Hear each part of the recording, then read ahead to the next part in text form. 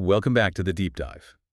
So when you look around, right, everything seems solid, constant. Stable. Exactly, stable. But if you could zoom in, I mean, way, way in to the atomic scale, well, it turns out even the oldest rock is constantly changing. And that's what we're exploring today, these Yeah. these invisible clocks hidden inside matter itself. Yes, and our deep dive today is rooted right there in nuclear physics.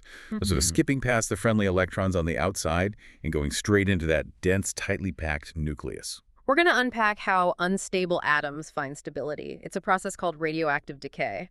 And the amazing thing is how incredibly consistent that process is. So consistent, it lets us date pretty much everything from ancient pottery to the oldest rocks on Earth. And it's not just about history. This is key. We're also looking at how that atomic knowledge, tracking these unstable particles, is being used right now for cutting-edge medicine and for generating energy on a global scale. Before we jump in, let's just set the scene on the scale we're talking about. This is way beyond chemistry.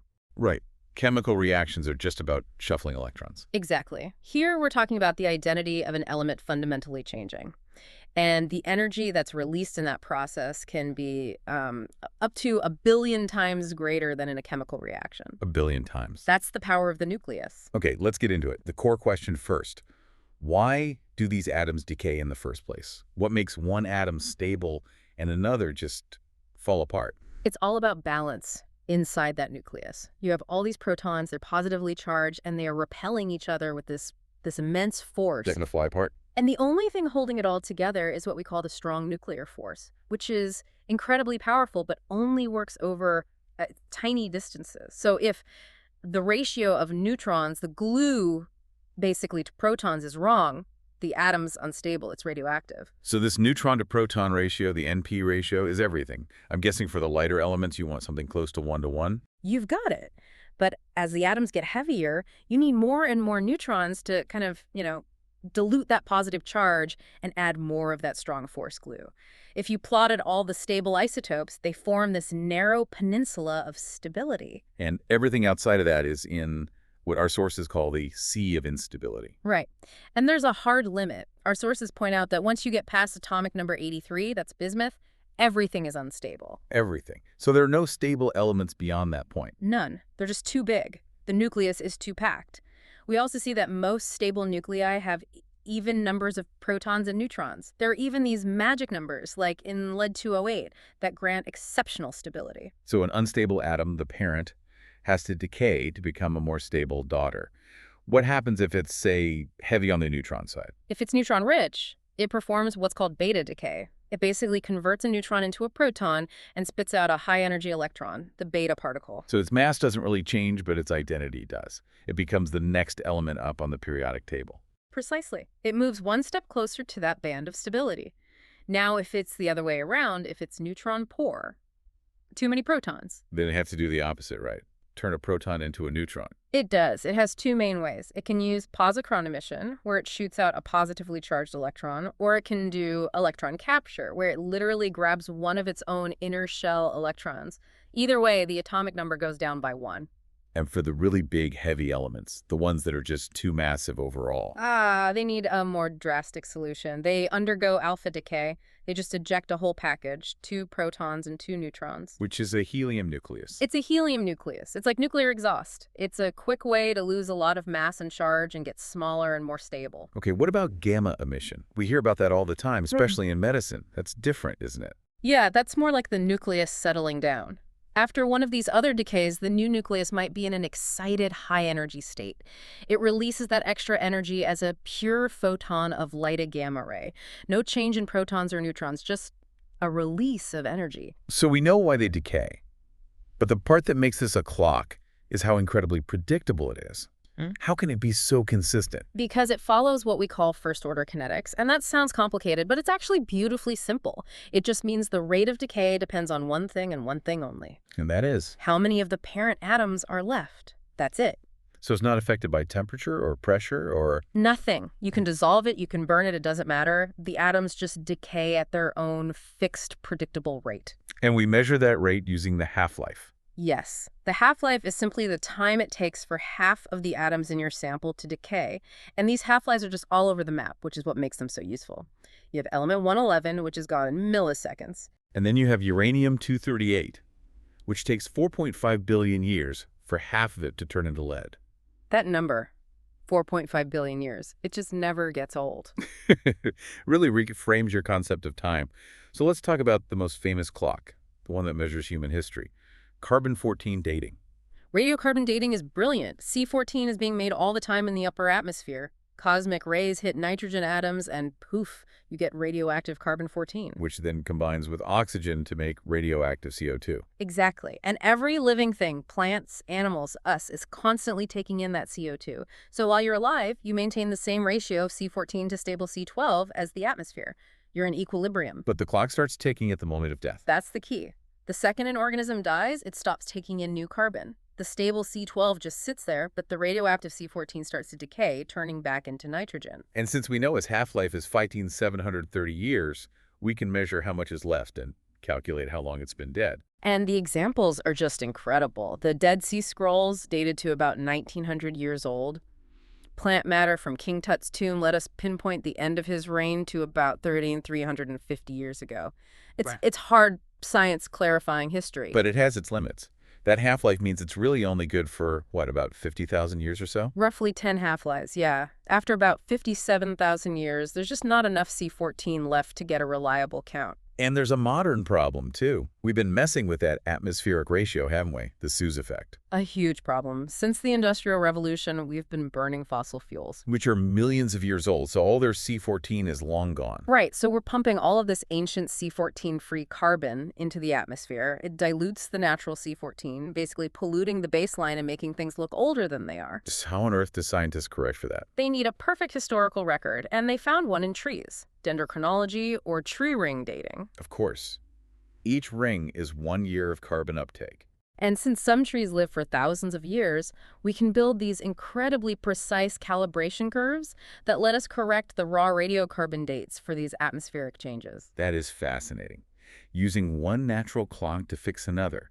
Now, for dating the Earth itself, C14 is useless. That's when we need those billion-year half-lives. Absolutely. To date, rocks, you're looking at things like the uranium-238 to lead-206 decay chain. That 4.5 billion-year half-life is almost perfectly matched to the age of our planet. And that's how we know the age of things like the Jack-Hill zircons, right?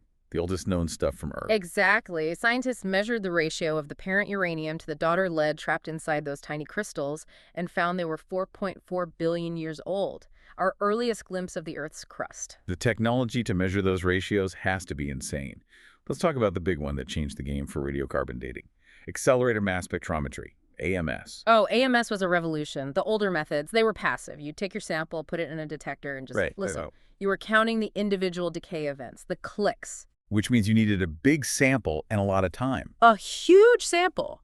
And you had to wait ages. AMS is completely different. It doesn't wait for the atom to decay. It counts the atoms themselves. So it's not listening to the ticking, it's counting the clock. That's a perfect analogy. It takes the carbon from the sample, ionizes it, and shoots it through a massive accelerator. Magnets then separate the ions based on their tiny differences in mass, allowing you to count the C12, C13, and the super rare C14 atoms directly. And that means you can use a tiny, tiny sample, a milligram. Which completely changed the ethics of archaeology. Suddenly you didn't have to destroy a huge piece of a priceless artifact to date it. And the tech is still evolving.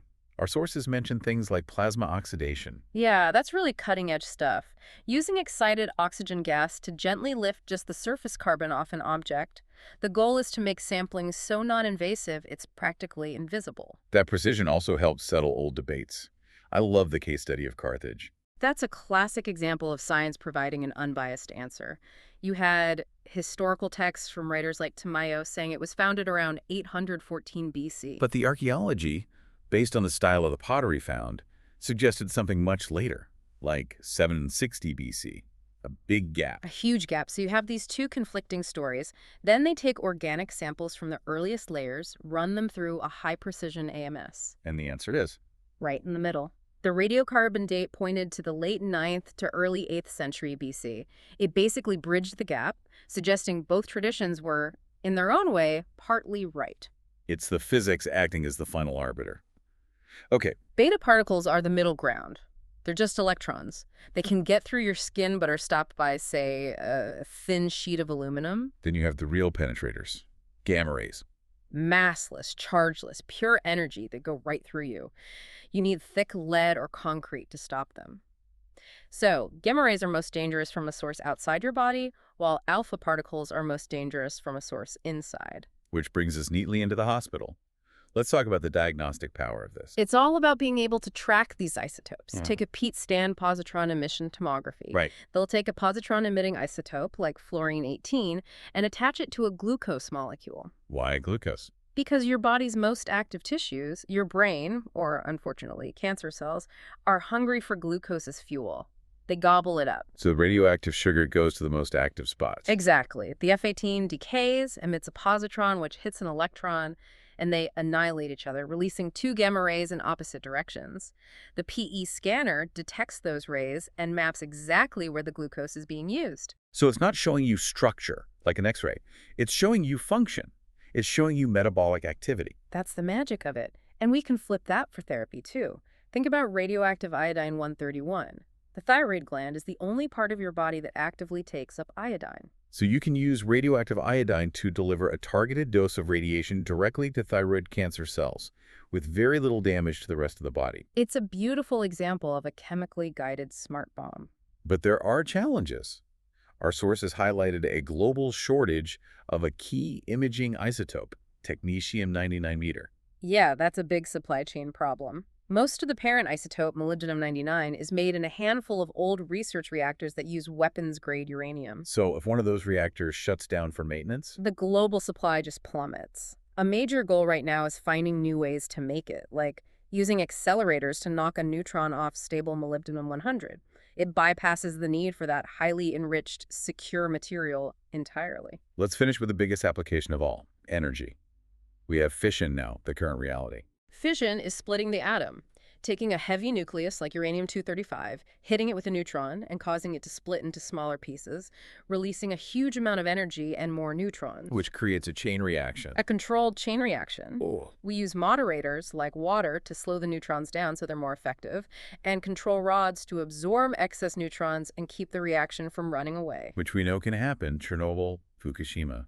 And amazingly, it happened naturally. The Oklo fossil reactor in Africa about 1.7 billion years ago, natural uranium concentrations were higher then, and groundwater acted as a moderator, creating a natural self-sustaining fission reaction. Wow. And if fission is today, nuclear fusion is the dream. Fusion is the opposite. Squeezing light nuclei together like forms of hydrogen to make a heavier one, like helium.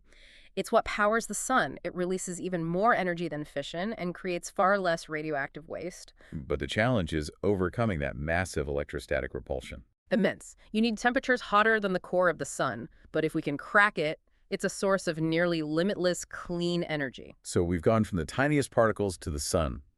But where does most of our everyday natural background radiation come from? You'd be surprised. The biggest single source for most people is radon gas.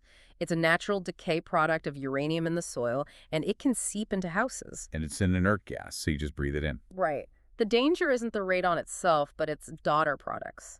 It decays inside your lungs into things like polonium-218, which is a solid and highly radioactive, and it sticks to your lung tissue. This has been an incredible deep dive. We've traced these fundamental laws of decay from the nucleus all the way out to dating civilizations and mapping the history of the Earth itself. And we've seen how that same knowledge lets us see inside the human body with PET scans, treat cancer, and work towards a clean energy future with fission and fusion. We talked about isotopes with half-lives longer than the age of the Earth, rubidium-87, at nearly 49 billion years.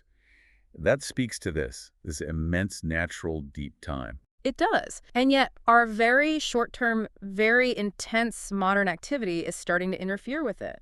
We rely on that stable, natural C14 ratio to read the past. But by burning fossil fuels, we're pumping so much old, stable C12 into the air that we're actively distorting the very tool we use to measure antiquity. Our modern energy habits are literally disrupting the accuracy of our ancient clocks. The future is actually blurring our view of the past. So what does it mean when the present begins to overwrite the past? And how do we account for our own signature on the deep geologic record? That's a thought for you to mull over. We'll see you next time on The Deep Dive.